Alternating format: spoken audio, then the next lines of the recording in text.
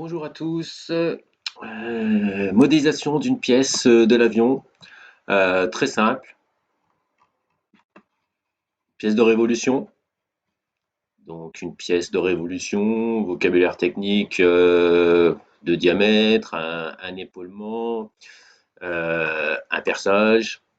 Non, ce n'est pas un perçage, un alésage. Ce sera un perçage, j'aurai le bout du forêt, donc un alésage, diamètre 10. Une vue en coupe, une, deux, trois, 4, 5, 6 codes. Bon, allez, rien de méchant. Allez, on est parti.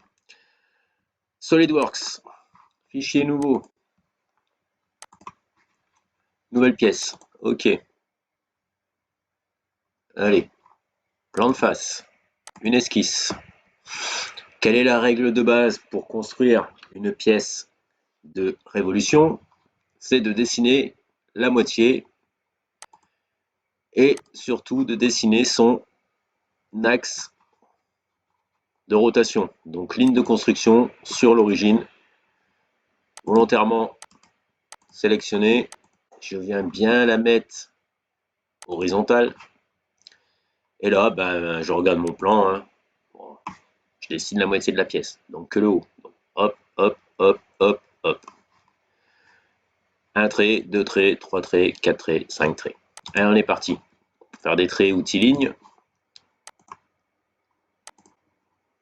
Toujours pareil, hein, toujours au pif.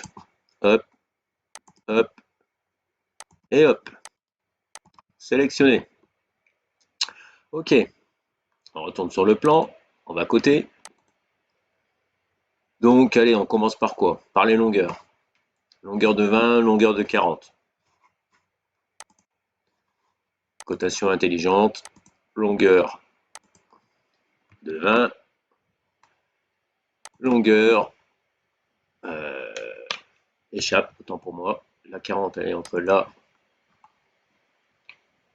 et là. 40. On retourne sur notre plan. Diamètre 24. L'autre diamètre ici, on le voit ici, diamètre 12. Donc, cotation des diamètres, rappel sur une pièce de révolution. On cote sur un segment, on cote la ligne de construction et on ne cote pas au rayon, mais on cote bien au diamètre. Et pour ce faire, on descend sous la ligne de construction. Donc, diamètre 12. Deuxième diamètre, diamètre 24.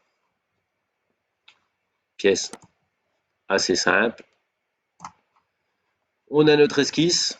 Alors, soit on la ferme avec un trait, soit on la ferme pas. SolidWorks, c'est assez intelligent pour savoir qui va la fermer. Donc, fonction, base, bossage avec révolution.